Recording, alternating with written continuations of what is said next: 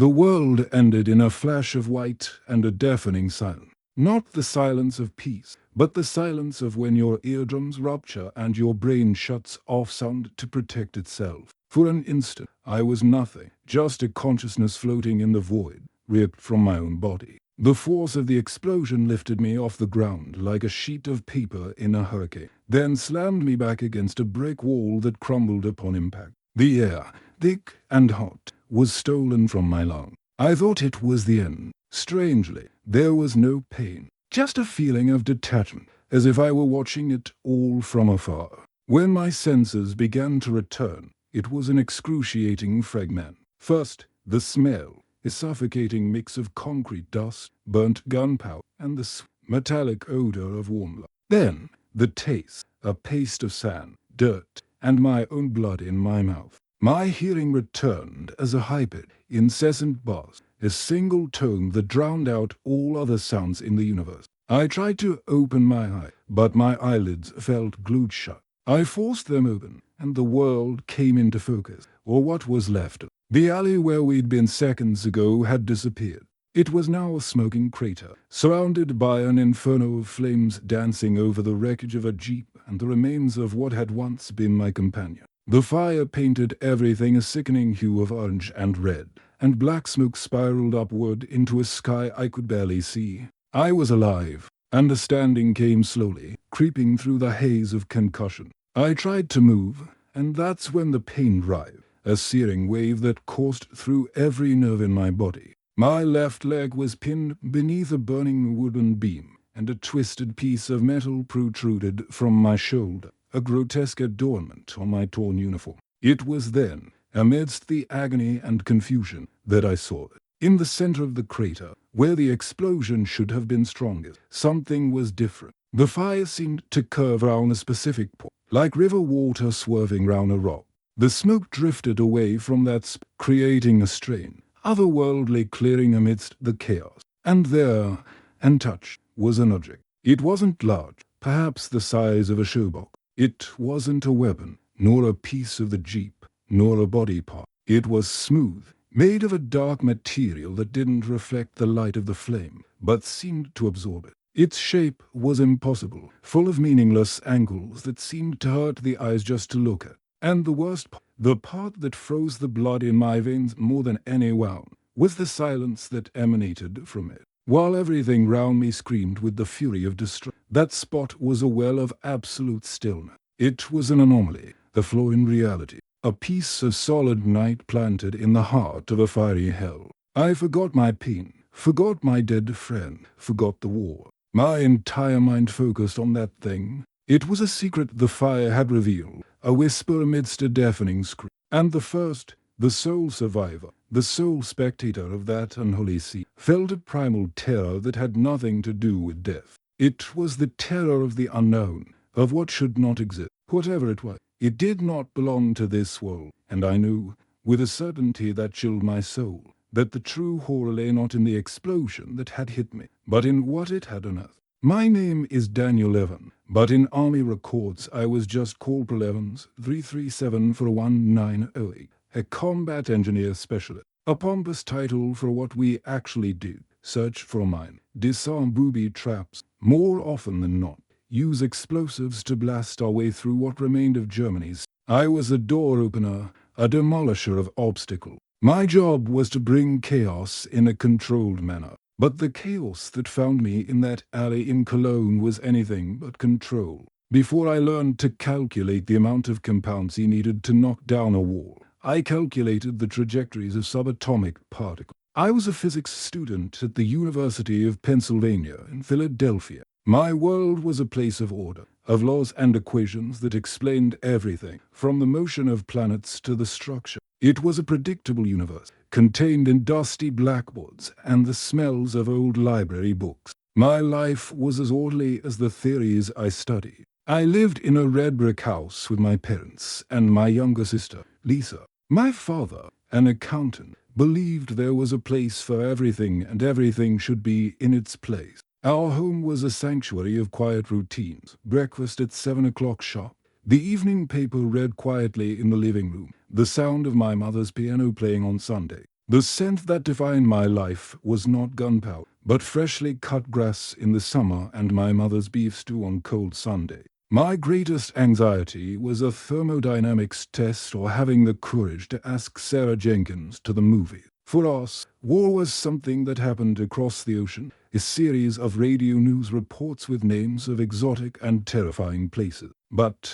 like a cancer, it spread, and the order of my world began to crumble. Pearl Harbor changed everything. Logic and reason were replaced by a fervor of patriotism and a sense of duty that was impossible to ignore. I left my physics books, my chalkboard full of equations, and enlisted. I remember saying goodbye at the train station. My mother's face, trying valiantly not to cry. My father's firm handshake, his eyes telling me to be careful in a way his words never could.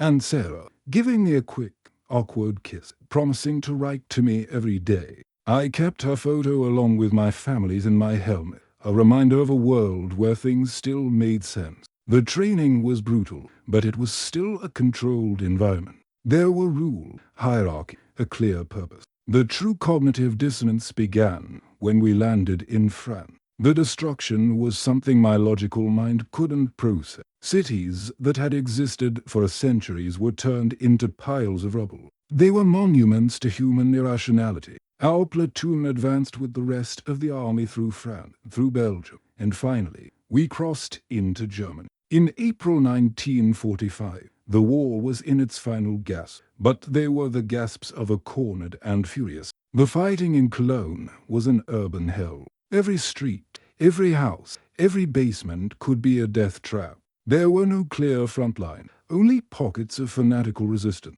We spent our days in a constant state of tension, moving slowly through ruin, where the silence was more frightening than the gunfire. The beauty of the city, which I had only known from photographs in books, was in tatters. The famous Gothic cathedral towered over the devastation, a somber and wounded witness to the folly of men. My squad was made up of good men. There was Sergeant Miller, an Iowa farmer who treated us like his son. There was Brooklyn, a boy who talked faster than anyone I had ever known. And there was Peterson, a quiet man who read the Bible every night. We were a dysfunctional family, united by fear and mutual dependence. That morning, we were clearing a sector near the Rhine River. Resistance had been light.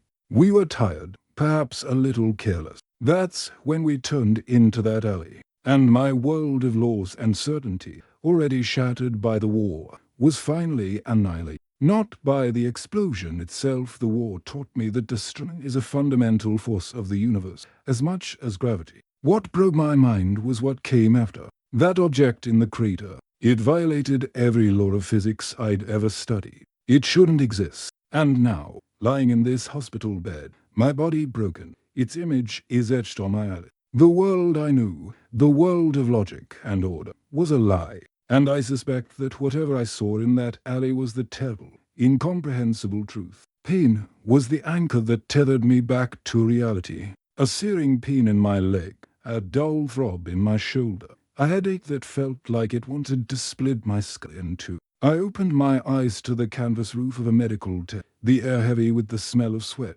blood. The sound round me was a symphony of suffering. The low, constant groan of dozens of wounded men. The metallic clang of surgical instruments falling into a basin. The hurried, exhausted voices of doctors and nurses. I was alive, but the knowledge of it brought no relief, only a desperate urgency. The image of the object in the crater was sharper than the scene round me, etched in my mind with feverish clarity. I needed to tell someone. I needed to warn them. This wasn't an enemy weapon. It was something different, something wrong. I struggled to sit up, but a sharp pain forced me back down. A nurse, a young woman with dark circles under her eyes that made her seem much older, came to my bedside. "Calm down, Private. You're safe now," she said, her voice trying to be gentle but strained with exhaustion. "My men, my squad." I managed, my throat dry and scratchy. She avoided my gaze,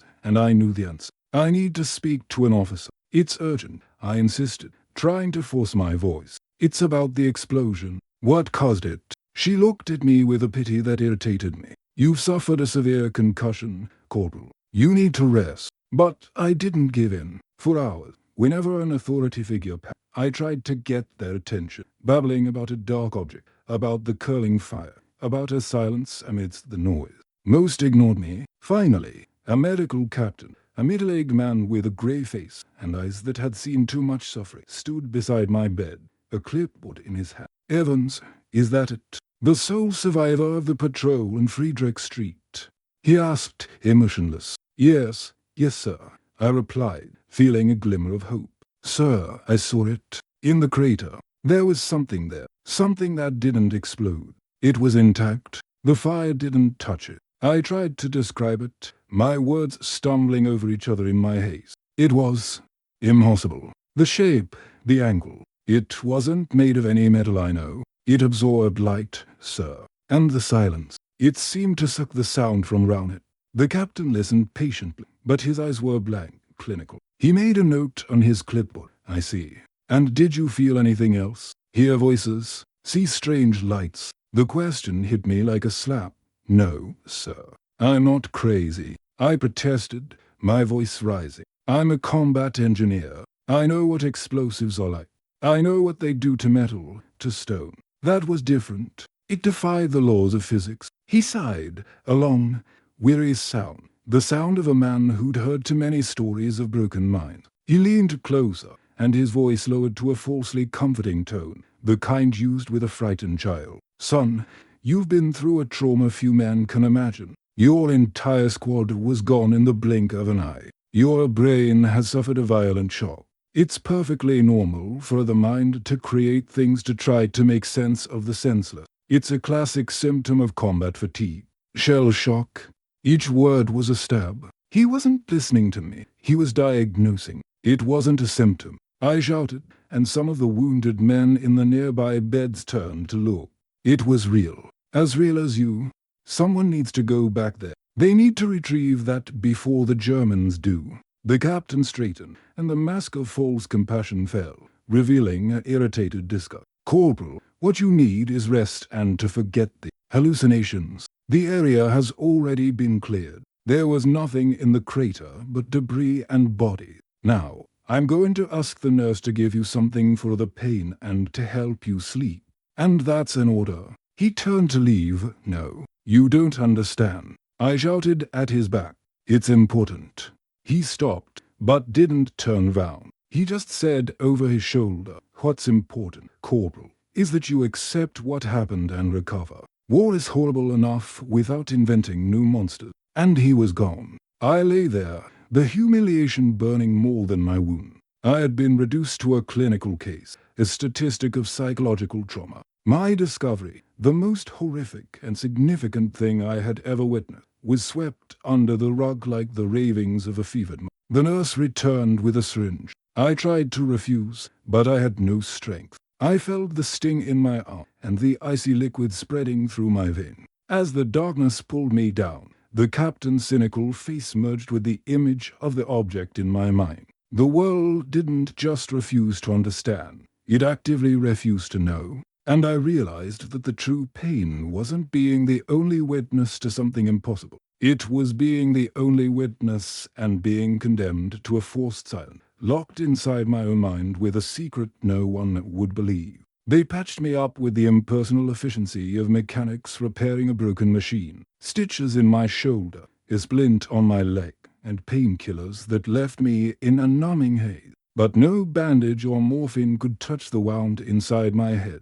The captain's word spread through the system. Combat fatigue. It became an invisible mark on my forehead, a stigma that followed me wherever I went. After 2 weeks in a rear area hospital, I was deemed fit for a limited duty. I was transferred to a new company, Charlie, which was at the forefront of the advance toward Berlin. Returning to the war was like plunging back into a nightmare from which I had just awakened. But the nightmare had changed. The horror now had two faces. The first was the war itself, at its ugliest and most desperate. Germany was collapsing, but it was not surrendering quietly. It fought with the fury of a dying animal. We left behind the ruins of cities and entered the ruins of a civilization. The enemy was no longer an organized army. It was a specter. We fought sick old men with hunting rifles, the Volks, worst of all, children. Children of 15, 14, with dirty faces and eyes filled with terrifying fanaticism, wearing oversized uniforms and firing panzerfausts from dark alleys.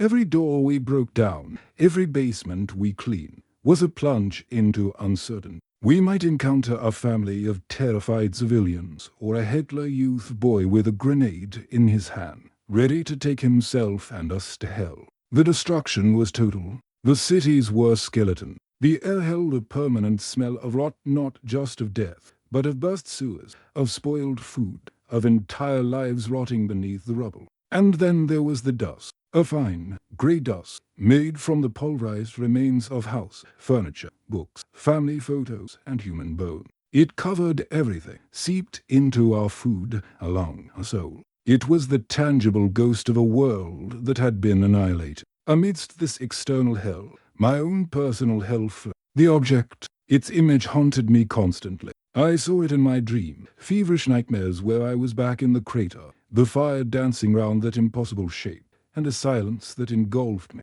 I would wake in a cold sweat, my heart hammering against my ribs, the ringing in my ears louder than ever.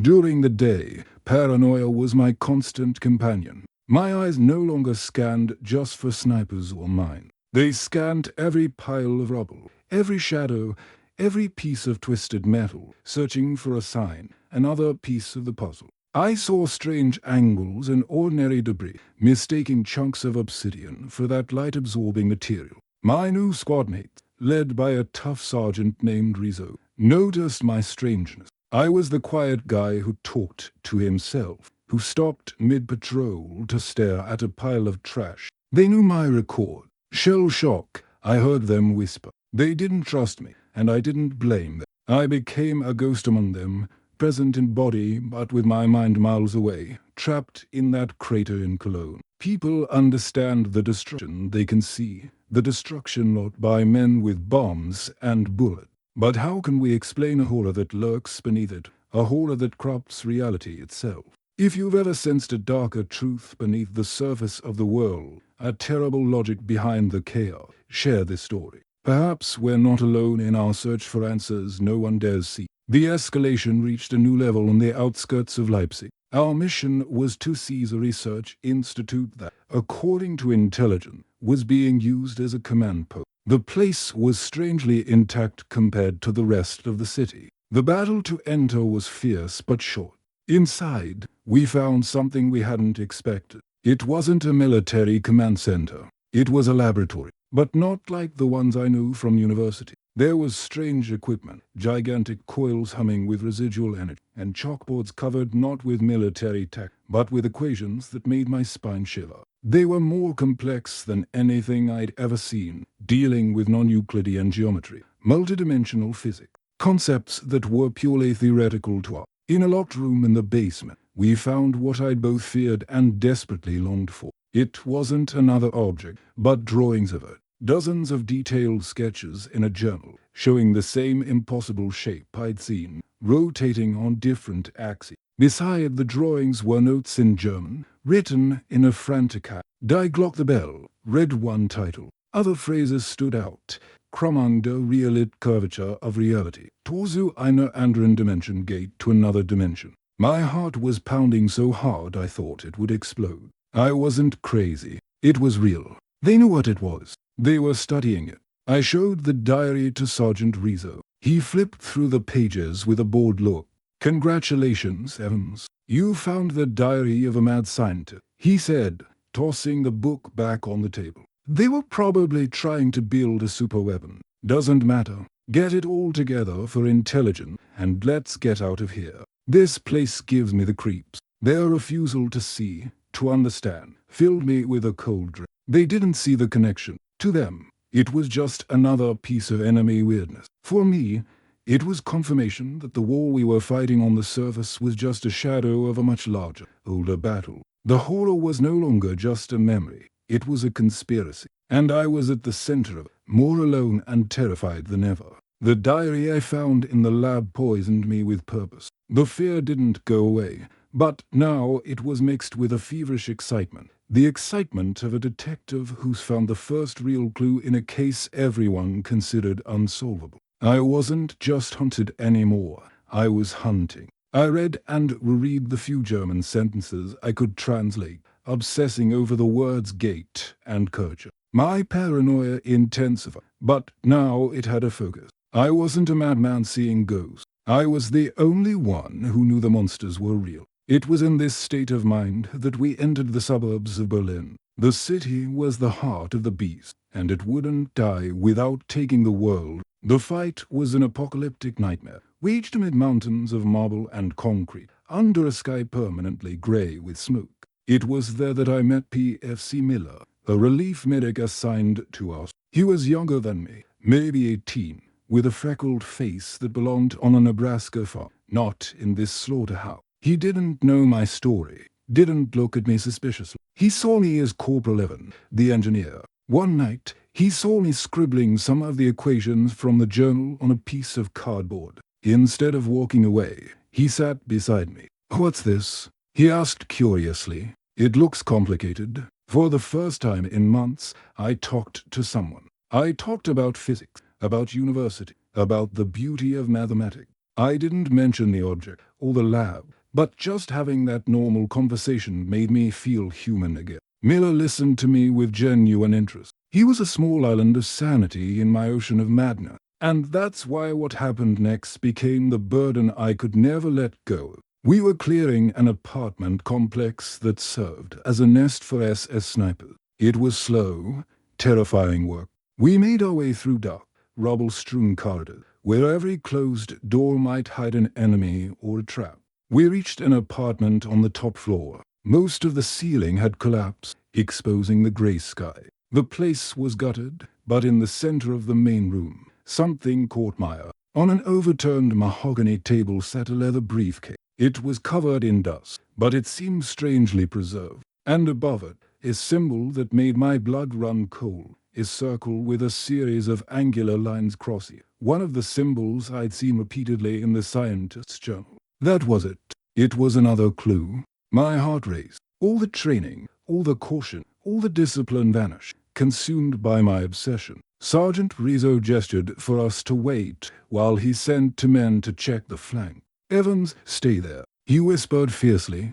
But I didn't hear it. The voices of the real world had grown distant. The only thing that mattered was that briefcase. It was the answer. It was proof that I wasn't crazy. I took a step forward. "Evans, no," Rizzo shouted, but it was too late. My foot landed on a loose floorboard. There was no loud click, just a low, metallic sound, like a clock being set.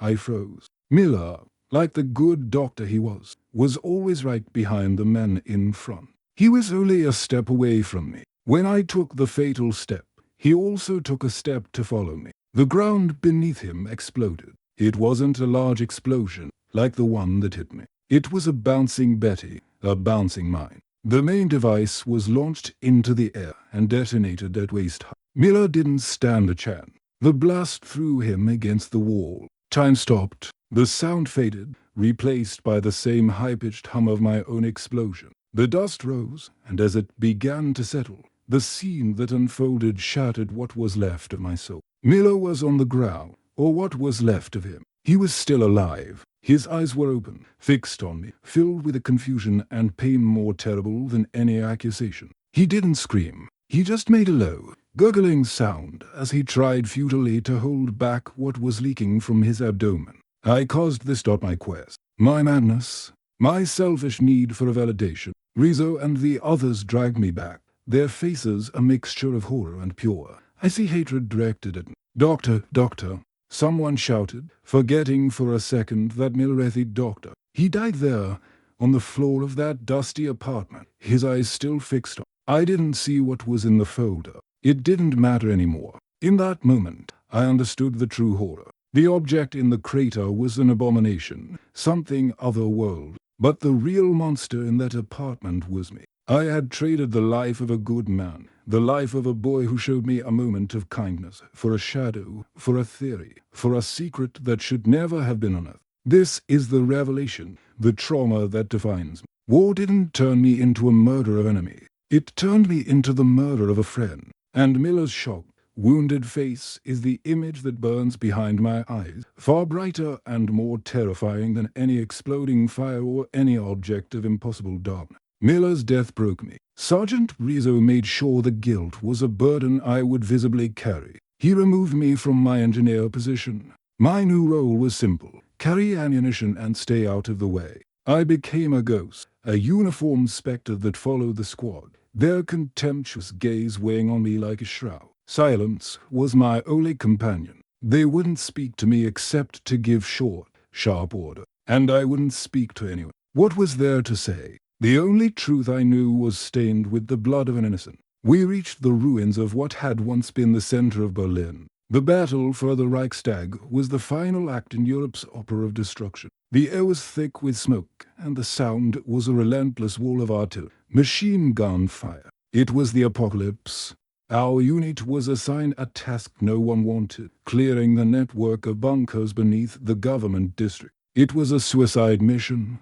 Descending into those concrete bowels was like entering the tomb of the Third Reich, where the most fanatical would make their last desperate stand. The underground air was cold, damp, and fetid. We advanced through endless corridors, lit only by the beams of our flashlight, which danced against mold-stained concrete. Every corner was a potential ambush. After clearing to levels, we found something different. A section of the bunker not on the maps. A massive steel door, nearly a meter thick, blocked the way, and on it, painted in black, was the diary symbol. The circle with the impossible angle. A chill ran down my spine. "Rizzo," I said, my own voice sounding strange after days of silence. "This is it. The lab. The symbol." He turned to me, his face a mask of weary hatred. "Shut up, heavens. It's just a door." But the others saw it. There was something strange there. There was no lock, no handle, just a smooth metal surface. It took us an hour to place a demolition charge powerful enough to even scratch the door. When the dust from the explosion settled, a dark corridor descended even deeper into the earth. And from below, a sound came. A low, subsonic hum that set teeth on edge. Rizzo hesitated for a second, but the order was to clear everything. "Let's go," he growled. We descended in silence, the hum growing louder with each step. The corridor opened onto a colossal cavern, carved beneath the city's foundation, and at its center was the machine. It was immense, at least 30 meters in diameter, a black metal structure with rotating rings that moved silent. At the heart of the machine, suspended by energy fields that emitted a dark, sickly light, floated the object. The same object from the crater, but this one much larger, the size of a car. It pulsed slowly, and with each pulse, the reality around it seemed to tremble. There were perhaps a dozen men in the room, scientists in lab coats and SS officers with guns drawn. They didn't seem to be defending us, but performing a final ritual, moving with frantic urgency on a control panel. Rizzo wasted no time. "Fire," he shouted. The cavern erupted in a chaos of gunfire. The sound of our rifles was strangely muffled, as if the air were thicker. The SS returned fire, and the battle became a deadly ballet of shadows and gunfire.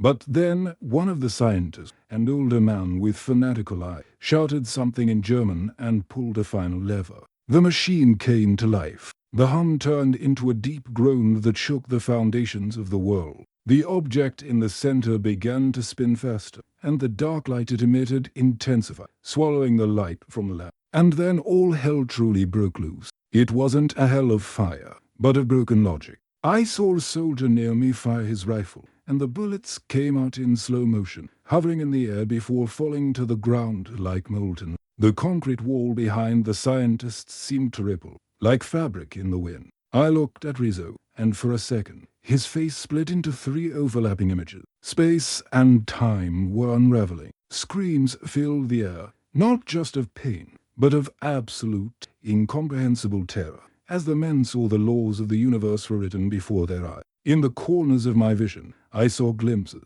visions of a purple sky with black suns, of landscapes with an alien geometry that wounded the mind, of creatures whose forms were a blasphemy against nature itself. The gateway. They weren't building a weapon. They were opening a door to hell. And it was then that the image of Miller, dying on the ground because of me, exploded in my mind with devastating clarity. That quest, that obsession, had led him to his death. And now, that same obsession had brought us all to the brink of madness. Guilt turned to rage. A redemptive rage. I wouldn't let his death be the prelude to. I was an engineer. I knew how things were made. And therefore, I knew how they could be undone. While the rest of the squad was paralyzed by terror or fighting a losing battle against crazed physics, I moved. I ran toward the control panel, where the main power cables fed the machine. The chief scientist turned to me, his eyes shining with insane triumph. "Too late," he shouted in slurred English. "He's listening. He's coming." I hit him with the butt of my rifle, and he fell. My hand, shaking, went to my demolition bag. I had a compound C block. I grabbed it and attached it to the power conduit, inserting a detonator with a 30-second time. I looked at Rizzo. Our eyes met across the crumbling reality. The hatred on his face had been replaced by primal terror, but also by a flush of understanding. He understood. He finally understood. "Get out." I screamed, the word ripping from my throat. "Run now." I activated the timer. The small red digital timer was the only sane thing in this universe of madness. The squad recovered from the shock. We ran. We ran back down the corridor, while behind us the whine of the machinery turned into a high-pitch, furious. The very structure of the bunker groaned. Cracks appeared in the wall, not from an explosion, but as if space itself were tearing apart. We reached the destroyed door and desperately climbed back to the upper level. Behind us, I heard the final sound of the machine, a sound of glass shattering on a cosmic. And then, silence. A silence that ripped the air from a lung, followed by a shockwave that wasn't sound, but pure nothing. The entire bunker shook violently. We reached the surface just in time to see the street floor, hundreds of meters away, collapse, swallowed by a darkness that emitted neither light nor sound. We were panting, covered in dust, staring into the abyss. Moments before, the bunker entrance had been. The battle for the Reichstag raged on Anna, but for us, the war was over. We had looked upon the true enemy, and his face was one of incomprehensible emptiness. The war ended for us at that moment. Beside the crater of darkness that swallowed the bunker, the sound of the Battle of Berlin continued to roar out. But for what remained of our squad, it became a background noise, the sound of a world that was no longer. We were the only ones who escaped, maybe 7 of us. We were taken to a makeshift command post in a bombed-out theater, and there they left her, sitting on the torn velvet seat, while officers shouted orders and ran round with maps and radio. No one questioned us about the detail. The official report, I learned later, was simple. During the clearing of a bunker complex, a bag of unknown enemy ammunition detonated, causing a catastrophic simple. Clean. Sane. It made no mention of the impossible geometry, the time that had collapsed, or the glimpses of other worlds. The truth was buried under the weight of convenience, and in the dust of that ruined theater, a new silence was born between us. It wasn't the silence of contempt that had been imposed on me after Miller's death. It was a much deeper silence, a silence of terrified complicity. The men who had avoided me, who had whispered shell shock behind my back, now couldn't meet my eyes for a different reason. The contempt had been replaced by fear. The fear that I was a mirror, and that in my eyes they would see the reflection of the madness we now shared. I felt no vindication, no satisfaction in being right. The truth, when revealed, didn't free. It merely imprisoned me in a larger cell, now with a few fellow prisoners. Miller's death loomed between us, tangible proof that the pursuit of that unholy knowledge came at a cost in blood. They understood that now. The horror was no longer my theory. It was a scar on their own mind. I sat a little apart from the others, watching them. They were hardened veterans, men who had seen the worst war had to offer, from D-Day to the Ardennes. But what we saw down there was different. War was a comprehensible horror, the cruelty of man against man. This was the cruelty of the universe against reason itself. I saw one of them, a Chicago thug I'd never seen show any emotion, staring at his hand, opening and closing his fingers as if checking it was still solid. I saw another trembling uncontrollably, though not cold. The 1,000-yard stare transformed into something deep, the abyss stare. That evening, Sergeant Rizzo came and sat beside me. He said nothing. He just handed me a flask of whiskey. I took it and took a long drink, the liquid burning my throat. I handed it back to him. He drank. We sat in silence for perhaps half an hour, watching the artillery flashes on the distant horizon. Finally, he spoke, his voice low and hoarse, without looking at me. "That boy, the doctor, Miller," he began, and stopped. He didn't need to finish. I know, I wanted to say, I know it was my fault. But the words wouldn't come. "None of this will be put in the report," he continued, as if speaking to himself. "No one would believe us. We'd be sent to a mental institution for the rest of our life. What we saw dies with us. Understood?" I just nodded, the lump in my throat too tight to speak. It was a pact, an oath of silence to protect what was left of our sanity, to allow, perhaps, one day to return to a world we no longer believed to be real. The universe I knew, the ordered world of physics, had proved to be a thin layer of ice over a dark, infinitely deep ocean. And we had fallen through that ice. The war would be over in a matter of days. There would be parade, celebration, speeches of victory. But for us, the bunker survivors, there would be no victory. How could one declare victory over one's own insanity? We were condemned to live the rest of our lives knowing the world was a lie. That monsters were real, not the ones in uniform, but the ones that lurk in the shadows between dimensions, waiting for foolish and arrogant men to open the door. And we had seen the key.